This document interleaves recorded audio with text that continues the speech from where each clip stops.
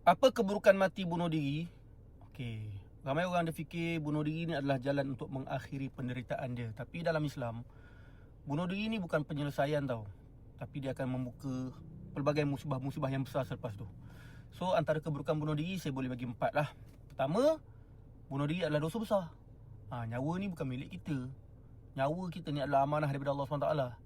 So sebagaimana kita tak boleh ambil nyawa orang lain, macam tu juga kita tak boleh mengambil nyawa kita sendiri. Kedua, antara keburukan bunuh diri adalah bila seseorang tu meninggal dunia, peluang untuk bertaubat tu dah berakhir.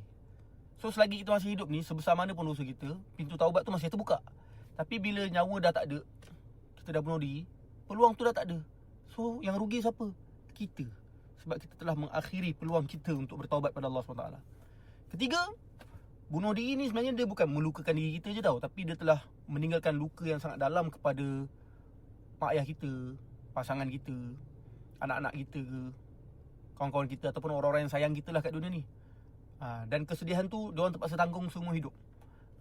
So jangan ingat kalau kita bunuh diri tu kita tak menyusahkan ramai orang. Sebenarnya kita akan membuatkan ramai orang bersedih dan mungkin trauma semua hidup. Dan yang keempat, yang terakhir, bunuh diri ni sebenarnya bukanlah pengakhiran segala-galanya tau.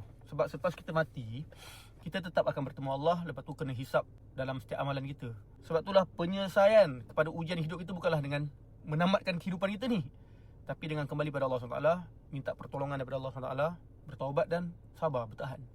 Sebab itulah Allah berfirman, wala taqtulu anfusakum innallaha kana bikum rahima. Dan janganlah kamu bunuh diri kamu, sesungguhnya Allah sentiasa maha penyayang kepada kamu. Masya Allah. Sebab mana pengujian yang sedang kita hadapi, jangan pernah putus asa dengan rahmat Allah. Selagi mana kita masih bernafas, pintu taubat masih terbuka. Selagi mana kita masih hidup, harapan masih ada. Dan selagi mana kita masih hidup juga, Allah masih bagi kita peluang untuk bangkit dan berubah serta kembali pada Dia. Wallahu a'lam.